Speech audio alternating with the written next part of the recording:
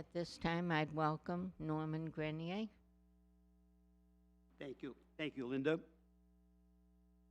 First of all, I want to say thank you for inviting me today. I want to thank everybody for their support for the food pantry today because you've been great, and we're now serving 75 people a week, which is a lot. I also want to thank the team here that puts together these services. I have to remind them how good they are. From those in the back to those in the front to the singers, you're all, Susan, you're all very easy to work with, and it's really, you make it easy for us. So that's I want to just say thank and acknowledge that. So I was talking to our minister just a few minutes ago, and I was saying, of course, one of the things that had to be prepared today was not just the sermon and the meditations, but the weather forecast, so that so you guys made it, and a number of people watching at home. But when I spoke to Jim Bonner, it's like, well, I have a website, but which forecast are you talking about? There are 6 different forecasts on this website, and it's quite remarkable. They have no consensus about what the weather is actually going to be. So, but my favorite one was at the end, the last one had a circle around Lakeville and Middleboro, and it said zone of uncertainty. And no word of a lie. So now I'm a little bit worried that the weather we know the forecast, the number 1 was correct. I'm going to think maybe at the end of the service you're going to think, you know, maybe he knew something else about the zone of uncertainty. Maybe there's something else going on here. Because I actually have sort of a challenging presentation, and don't be fooled by my style. I think this is a difficult subject and I'm going to tell you what the theme is so that you'll be plugged in so that you can, when you hear it, you'll say, that's what he's talking about. So today's theme is that there are limits to your rational and thinking mind. And after you've expended those limits, something else tends to happen. So try to keep that in your mind. So I'm going to tell you a story about a referral. That was the cause of my meditation. A friend of mine from New York said, there's a young man who would like to speak to you. He thinks it would be benefit. I don't know why somebody thinks it's a benefit to speak to me. It's just, that's it happens. So the young man comes and he talks to me, Zoom, you know, and we do several sessions and another session, another session, another session. And to be honest, I'm thinking, you know, he's got the typical young men's problems. He's got a job and relationships and money and, well, what career should I have?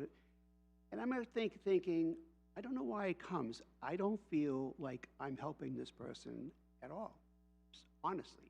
But it's not really my choice. I don't really get to decide that. The person who comes has to decide, well, it's helpful or not. So, but after about 8 sessions, my head goes like this and like that. That means I'm getting an intuition about what am I actually working with here. And the intuition was this, is that, you know, I think the young man was in quest of a soul. It's like, So that's difficult to get your fingers around, your head around, and that sort of stuff. So I went to my library, which is quite large, and I happen to have a book by Carl Jung called Man, sorry for the sexist thing, Person in Search of a Soul. So I just opened it up, and I found something surprising. It says the number 1 obstacle to finding a soul is intellect. That was not what I was expecting to find. So I was wondering, how can that be? Because we spend so much of our time. God knows I've been in college for a lot of years and spent so much time developing my intellect. How can it be the main obstacle? So looping back to my friend there, I noticed that after 8 sessions, I asked him if he dreamt anything. And he said, yes, I did have a dream. And in his dream, he dreamt of a woman who was sort of magical and transformative. I thought, oh, so maybe we've talked this out, and now he's dreamt something. And so now he has the opportunity to follow this magical woman, which is a relationship he was having with somebody. And actually, he chose not to. But it was only when the talking had expended itself that this came out. So there was an emptying process. After the emptying process, something new emerged, and that thing was a decision. It was sort of okay, I'm going to go this way or that way. He didn't choose the way that I thought the dream suggested, but that's what he did. So I'm going to do a reading from Lao Tzu that shows like an Eastern way of thinking about this, or of taking this on. So it's going to be hard to put these two things together, but you could do it. The reading is from Lao Tzu. It's from the Tao Te Ching. It's number 11. It's one of my favorites. There are 30 spokes in a wheel, and the spokes hold the wheel in place and make it strong. But it's the hole in the middle, that's where the axle goes. That's what makes it useful for the cart. Clay is used to form a vessel, and God knows I know that. Clay is used to form a vessel, but it's the empty space within the vessel that makes it useful. The wood of this church, strong and firm, powerful walls, sturdy and strong. But we live and celebrate in the empty space that it creates. We cut holes in this thing, in this strong and sturdy wood, to make doors and windows. In this manner, we are helped use what it is by what is not. It takes a little thinking. We cut holes in our strong and sturdy walls to make what is useful from what is not. Meditation is probably best used in a cyclical sort of fashion, where it keeps coming back. So I'm going to repeat some things, but it's for a reason. Clay is used to form a vessel. It's the empty space within it that makes it useful. If you would hold that while I tell the story about what happened in school, you should see. So we're sort of creating this tension, deliberately. So I went to school in Toronto and was studying to be a Jungian analyst, which I never did finish because maybe it never ends in some ways. But I went to a particular class, and I actually don't remember what the class was, but I do remember what it was about. So the teacher presented a story of a young woman. Now, the young woman's story was not a happy one. She lived in her parents' basement. She had a boyfriend who was in a band. They did drugs. She stole. She spent her parents' money. She went back to her parents. She went to the hospital. Nearly died. Back to her parents. Back to the boyfriend. Back to the band. Back to drugs. Back to stealing. This cycle. So the teacher is telling this story to about 8 or 12 people, very small classes in Toronto, very small, 8 or 12 people. And the classes, I'm sitting here, the teacher's here, and everybody else is around like this. And so the teacher asked the class to respond. And so the classes responded the class responded in what I would think is a very natural way. Well, she needs to stop taking drugs. She needs to hit bottoms before she can get there. She needs to get out of her parents' house. Parents have to stop enabling her, et cetera, et cetera, et cetera, until, of course, they get to me. Then I'm like on fire, saying, okay, These are natural responses to a situation.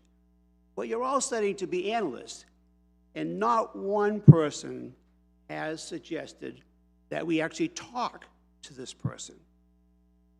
Nobody. So I don't ever remember what the rest of the class was because I was so mad. I was like blind. And, well, some of you might have seen me at meetings when I don't like the way things are going.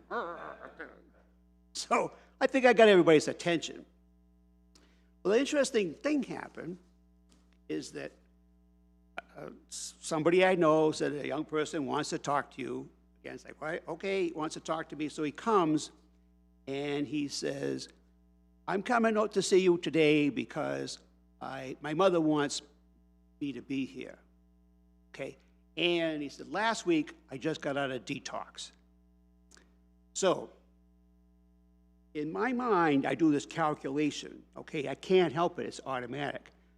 You come to someone who's studying to be an analyst because your mother told you to go, and you just got out of detox. Said, your chances of success are like 10%. The chances that you might die are probably 50-50. I mean, it sounds cold, but if you work in this field, and you know a lot of people from Father Bill's homeless shelter and stuff like that, you know a lot of people die from drugs.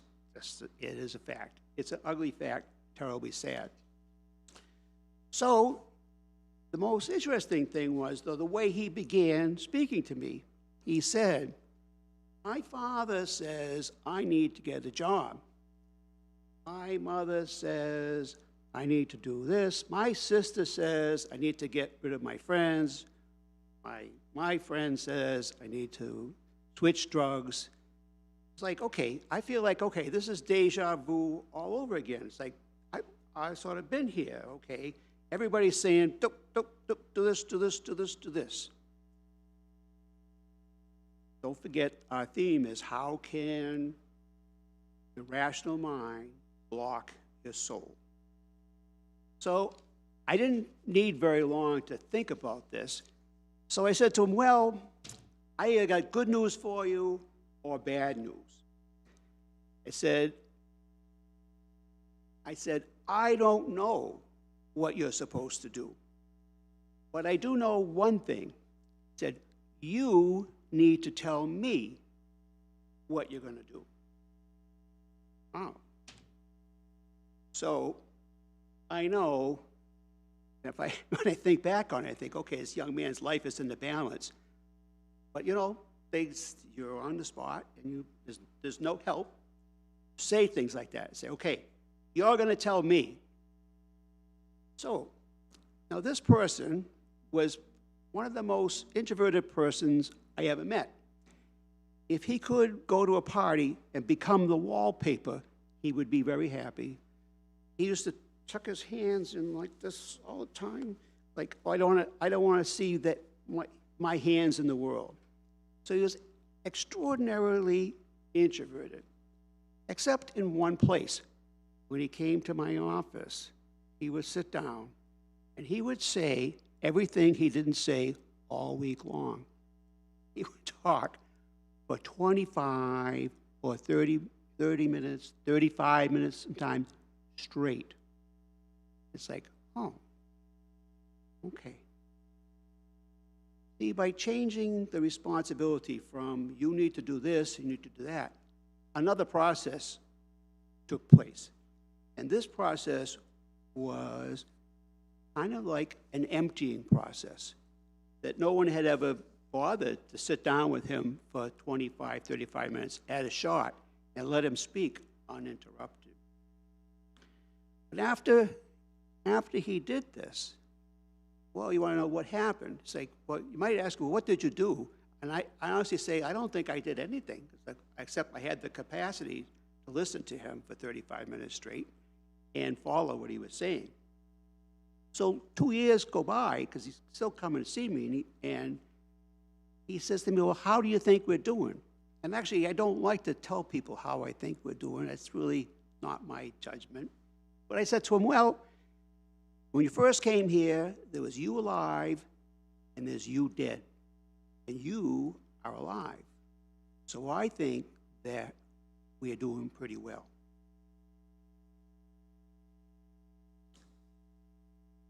It's the empty space that made it useful. So in this case, there wasn't any like dream or after this sort of outpouring. It went on for 3 or 4 years. He went to the West Coast, he got married, fine. But it's like, well, what is it exactly? So Henry Nouwen has a little, he wrote The Wounded Healer, became like a famous, everybody uses that phrase now.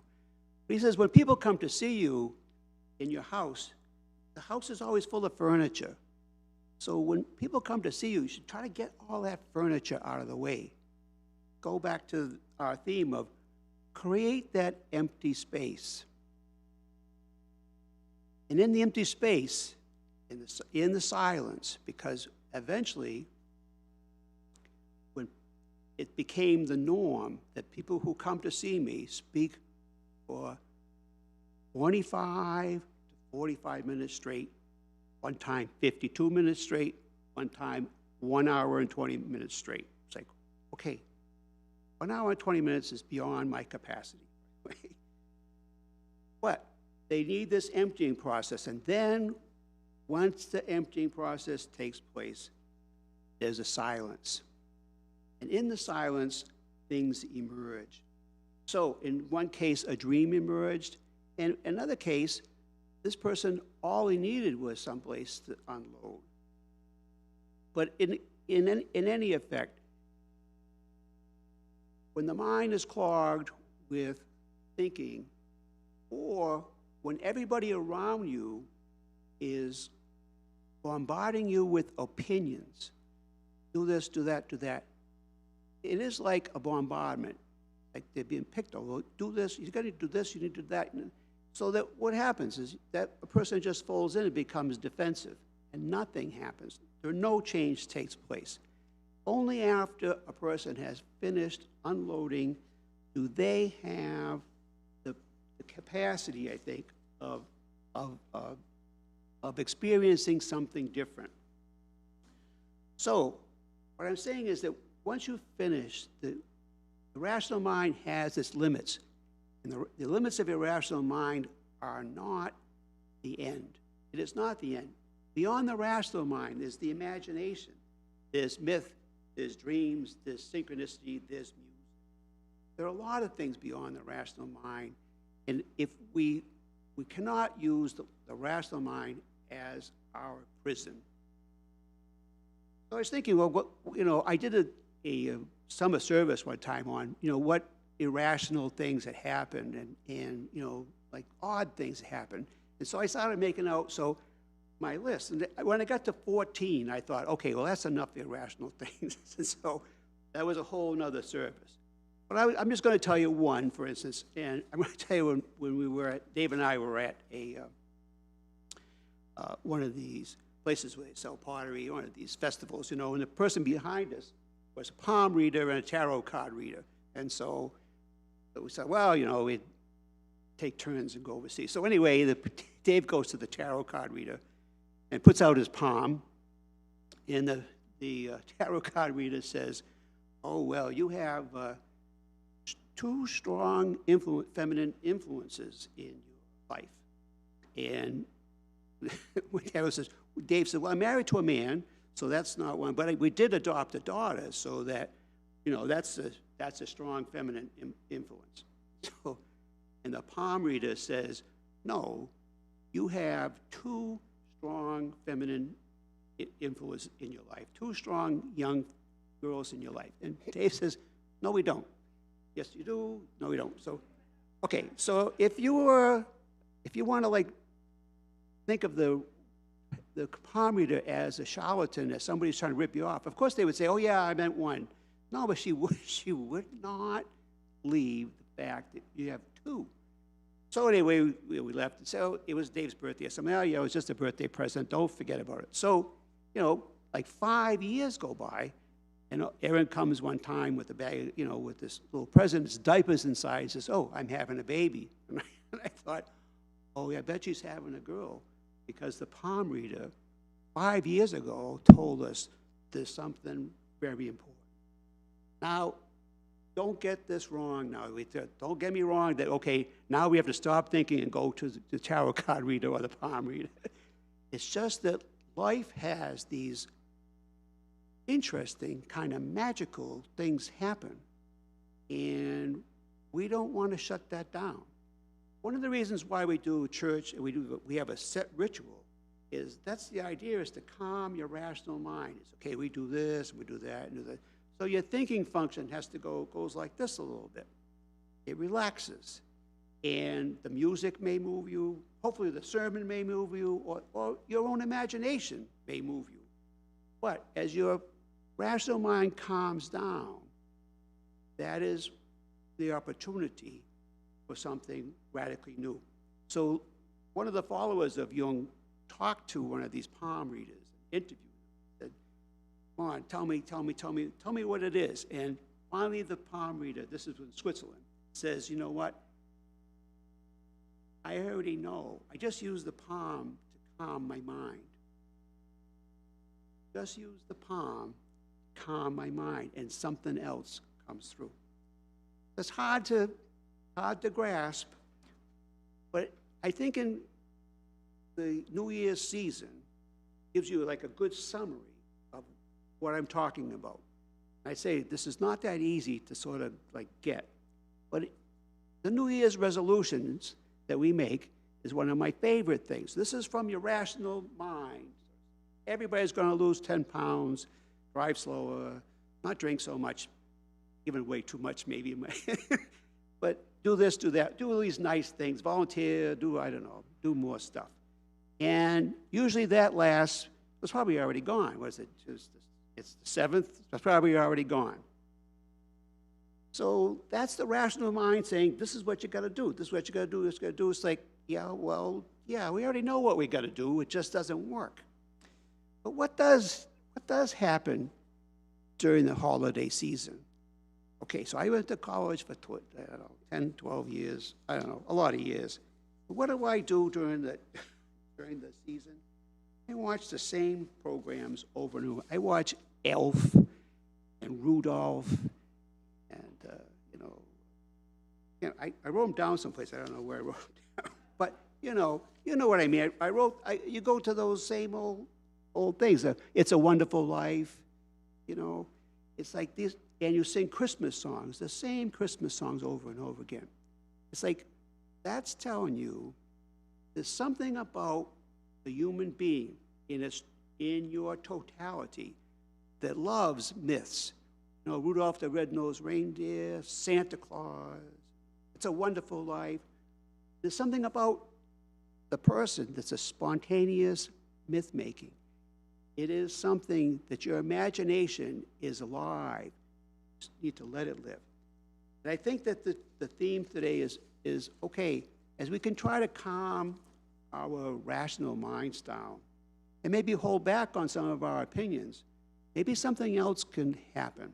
And we can live an imagination, we can live with our imagination and maybe see things that we thought we could never see before.